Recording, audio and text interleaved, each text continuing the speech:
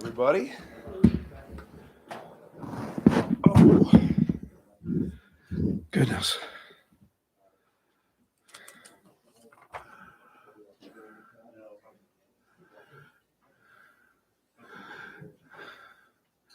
Hey, Lauren, what does it mean when I need to start pulling this back further to read it? Is that not good?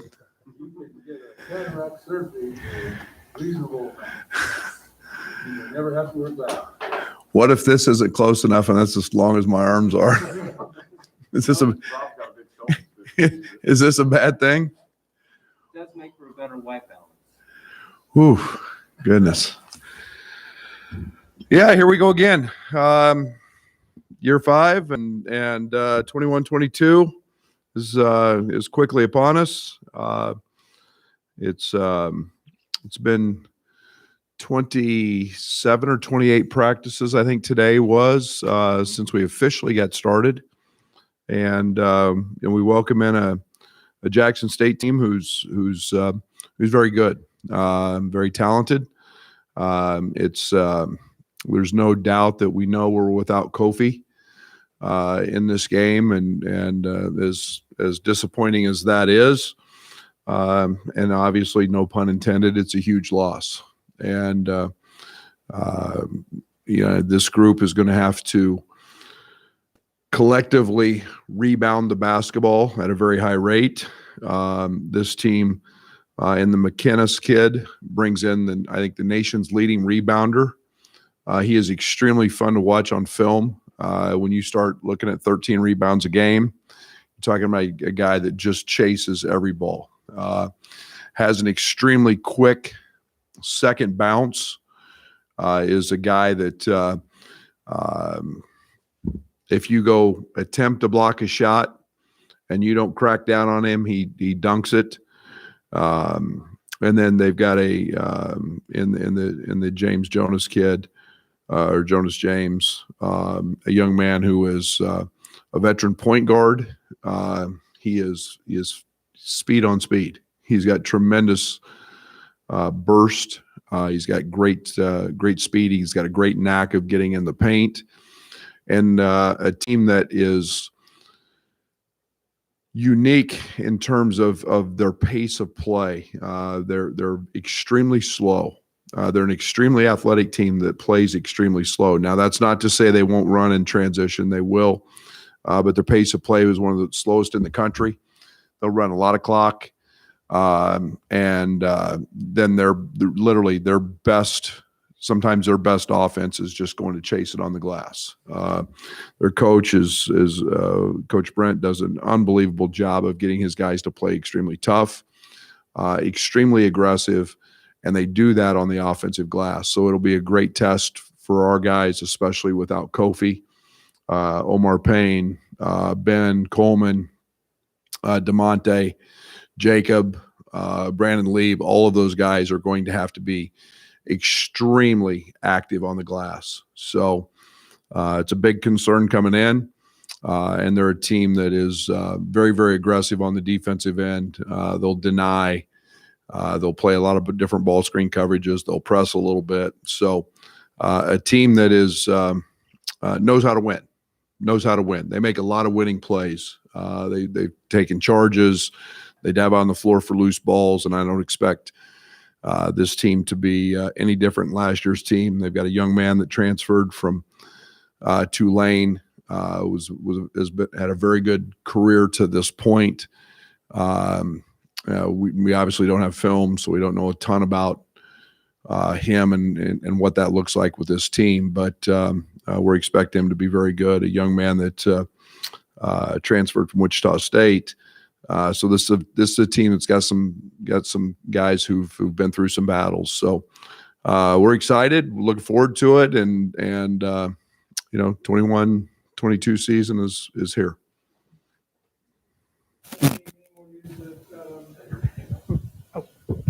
Any more news on what, the health of the team, what players might be available or not available tomorrow night? Yeah, it'll be day by day. We obviously, Trent went down in the exhibition game. He's been back working out. We'll see. Hutch did not play in the last game with the fell the day before. He's a guy that we'll see day by day. We'll see before the game what his availability is. So, and obviously Kofi's out. We haven't seen you guys for a week and a half, so anyone beyond those. That's really good, by the way. We'll see you every day this week. So we do see you every day. Yeah, we'll those guys are, been working their way back, and then we'll obviously be without Kofi. So we've made adjustments that way.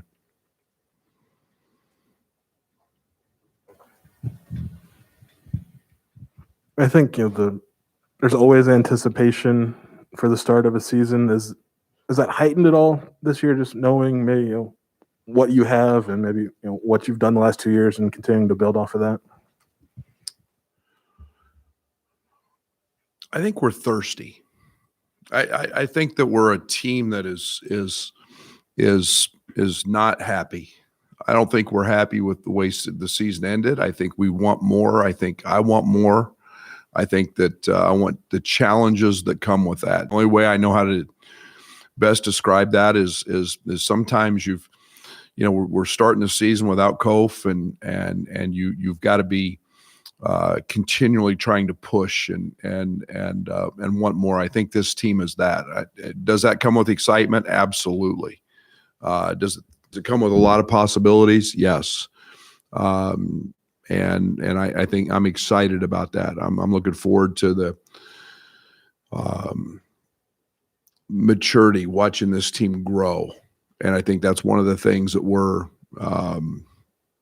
really excited about. We get a little stunned. We get stunned here a little bit without Kof, but that's as disappointed as I am in that, I'm not going to comment any further on that, but yeah, I am really excited. I think anytime you've got 2 Naismith Player of the Year candidates, I think anytime you got a preseason Player of the Year, anytime you got 2 potential All-Americans, a defensive stopper or 2, and DeMonte and Trent, I think there's a lot of reason to be optimistic. That doesn't guarantee you any wins. You got to go out and work, but it's a lot of reason to be excited. But we're very, very thirsty. I think that's one of the things that one of the terms I'm using. We just got to keep wanting more. Coach, we were told that there's been a lot of battles between Omar and Kofi in practice without him being eligible for the next 3 games. How have you worked out? Has Coleman Hawkins worked more at center, or how are you dealing with that? Yeah, it's been good. I think one of the things that we've really tried to do is be very flexible with Coleman. Omar, we've tried to simplify. We've tried to make sure that he's learning a new system, that the game has been simplified for him. Omar and Kofi go at it every single day. Omar gets better every day, and yesterday was a great day. I hope that we stack that another one today. But meaning Coleman, his flexibility really can allow him to play in multiple positions. He gives us a different look as a 5-man because he's an elite shooter. He's a pick and pop guy. He's a guy that has ball handling skills and passing skills. So it gives us a different look than maybe those other 2 guys give us. So, Coleman can play some small forward. We can put him in ball screens, which we have and are doing, and we can also have him set ball screens. So I love Coleman's flexibility, and it's one of the reasons we recruited him, and it's one of the reasons he's maturing into a really, really good player. Coach, I kind of wanted to ask you about the toughness aspect. You've mentioned that multiple times to us. Without guys like Trent being completely active in practice, like it sounds like he hasn't been in the last couple of weeks, where are you at in that aspect, and where have you maybe grown in the last week or so? I hope we're getting tougher. I'm pushing them. I think our guys would tell you that, that we're trying to, and I don't mean toughness by me pushing them by me just screaming at them. It's making them uncomfortable a little bit and pushing through and learning to execute and set screens when you're tired and you're breathing hard and you have to step to the free throw line and you're exhausted and make a free throw. And it's all those little things like that come with being uncomfortable in adversity. I think we're getting a lot better. I think we've made huge strides in that area since I started bringing it up before the first exhibition. So I'm excited about that. I love where our leadership is at. DeMonte is by the way back. Jacob Grandison, those two guys in particular, we're starting to see it in Coleman, helping Kofi, helping Trent. I'm starting to see leadership form, and that's something that helps in that toughness area. Can you tell us any more about the process with the Kofi thing? Was it self-reported? Were there appeals? Was it, we knew there was something and you said, we'll find out, and then we didn't. Can you tell us any more about how that went? Yeah, I mean, we knew that there was some issues with the trunk, and there's just nothing you do. You write it up, you turn it in, and that was part of the reinstatement process for him. And then you wait and you wait and you wait, and you do everything that you can do. I've said I was disappointed. Young man that chose to come back to college, I think is a really, really good thing. Kofi did that for a lot of reasons. Kofi's way above, ahead of normal in pursuing a degree from this university. I think that played into all of his choices as well. But, we also have, a lot of COVID timelines in there that were very different this year. And that's one of the reasons I was disappointed. But we just sit and wait. And that's when we got the answer, and that's where we're at. Coach, you mentioned getting on the glass as a key. What are some other keys to the game for you guys in this first game against Jackson State? Yeah, I'm really looking for offensive execution because they're going to throw a lot of defenses at us. They pick up full court. They'll 3-quarter court 1-2-2. They'll play a little matchup zone in the past.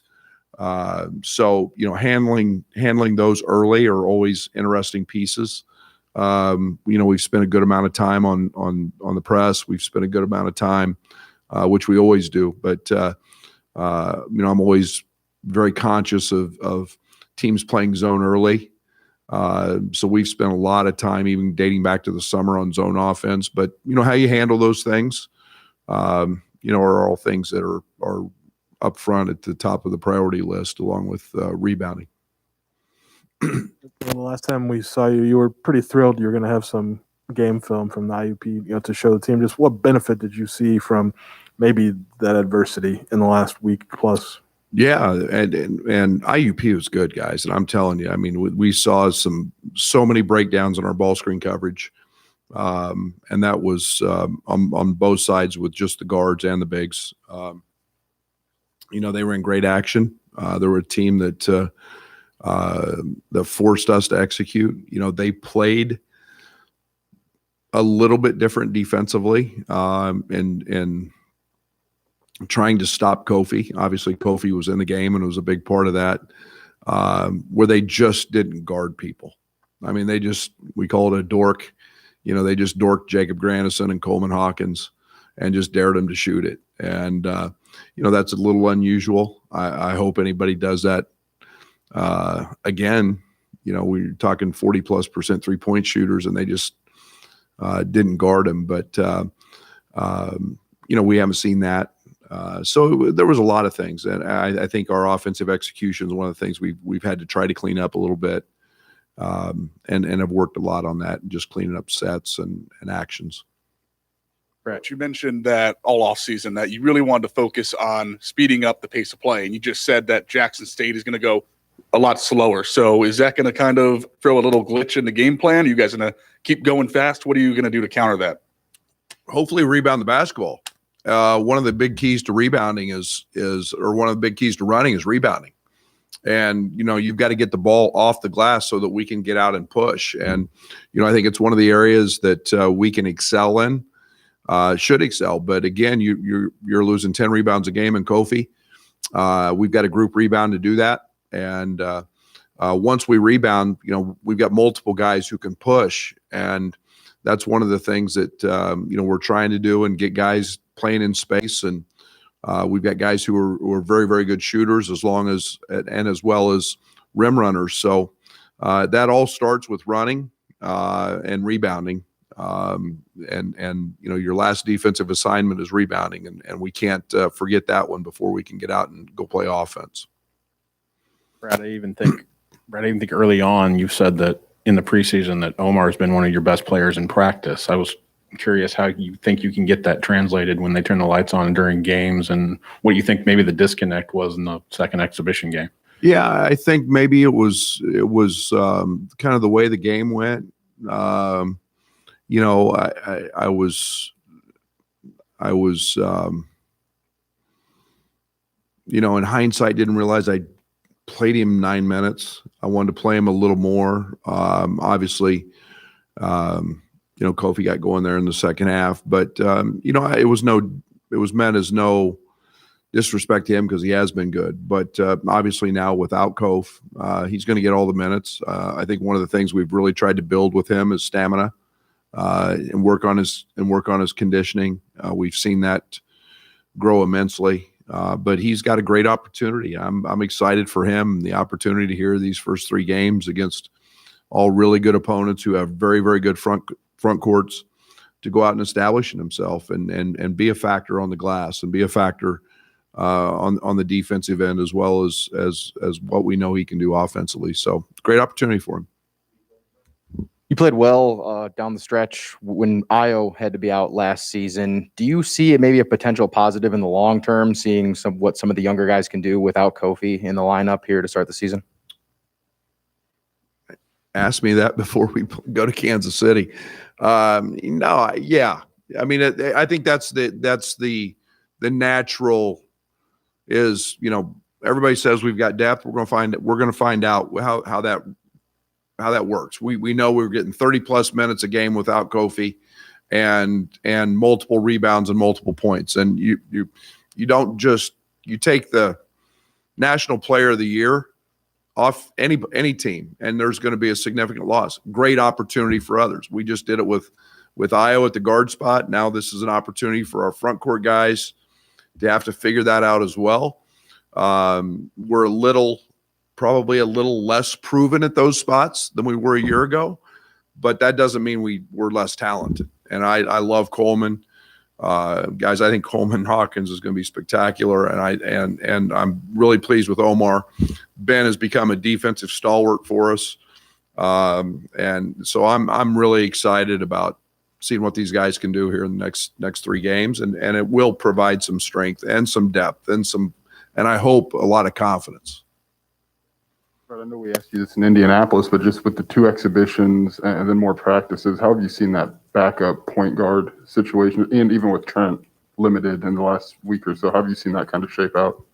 Yeah, I think one of the things that I feel really good about is we've always had multiple handlers. DeMonte's played it. Coleman is very gifted there. We're not stuck by playing offense by having one primary handler. Now, obviously, Bellows, special. Trent went, I think, 7 games without a turnover. Hope I'm no dummy and want to make sure that those guys have the ball as often as we can. But if DeMonte plays it, Hutch plays it. We've run Coleman there some in practice, looking at different lineups. We've used Jacob Grandison as kind of a secondary handler against presses and a lot of those things. So we got multiple guys who can handle the ball. So I feel pretty good about that. So from that last exhibition with DeMonte out and Trent playing just a few minutes, did that create a scenario where you need someone else to maybe step up to set the tone defensively? Yes, no doubt. If I was as disappointed in one thing coming out of the IUP, it was that there was no grit, there was no substance, there was no I'm going to guard the ball and that's my guy and by golly, he's not going to beat me off the bounce. And we didn't have that, and we didn't have that fight. And there's no doubt that DeMonte, Trent bring that to us. To a certain extent, Hutch brings that to us, even though we haven't seen Hutch in a game since the first one. But he brings that to us in practice. And so, I think it was a great learning curve, learning experience for the freshman. I think it was great for Plummer, because Plummer didn't grade out great on that side. And we've challenged him since then to really dial into that end of the court, and he's been much better. Coach, you talked about the defense and how Plummer may have struggled against IUP. How do you get that want to on the defensive end that Trent and DeMonte and others have to rub off on a guy like Plummer or the three freshmen? I hope I'm pretty good at that. I hope that's, you got to demand it, and understand there's consequences. We try to make everything competitive, and Fonz watches a ton of film. He's learning. We're holding him accountable. That's, I think, one of the biggest challenges and biggest differences for him is just the accountability on that side of it. Chester's done an unbelievable job every single day of being right in his grill, challenging him on that side of the court. We don't want him just to be a one-way player, just an offensive guy. Those days of Iowa girls basketball have gone by the wayside. You have to play both ends, and so we're holding him accountable on that end. In the last game with some of the, I guess you could say the players got rattled. There was the technical for Coleman. There was that. Can you take us through the teaching moments with those guys after that of maybe, the other team getting under their skin a little bit? Yeah, our first video clip was Coleman on TV standing in front of their bench when he got his technical. And that's not who we are. And that's not who, we play with an edge. I want our guys to do that, but we have to do that. We've talked with Bello about, trying to officiate every play. Next, move on. And those guys have to understand that. And as they're competitive, we're competitive in practice. That's all on me, because we have managers, we have GAs, we have coaches officiating in practice, and I was letting too much of that little chippiness go in practice. So I hope we've got that corrected. But again, we just talk about it. That's not who we want to be. That's not how we're going to conduct ourselves. And we have to be mature enough to handle those situations better. And I'll take all the blame for that, because I hadn't addressed it. And now we've addressed it, and we're not going to have any more issues. Coach, a big week with the season starting, obviously, but a big week for recruiting. Also, we'll be able to talk to you about that later, I guess. But can you just talk about how you're feeling about the future of the program and the direction that you're going with the young players? I'm confident. I'm in a really Rob's got that orange eye on his computer, and that eye's in a really good place. And that brand is really something that I'm very excited about. I'm excited about the impact it's having in state. I'm happy about the excitement we're drawing nationally. I'm overly excited about our staff and the job they're doing in the recruiting game. And it's a unique time in recruiting. Something that we've never seen before. With we have 2 extra guys this year because of COVID. That now you can't really count losing Trent and DeMonte in the numbers game, but you can count losing them as players on the court. So how recruiting impacts there's got to be a little patience and a little diligence, and so it's different than it's ever been.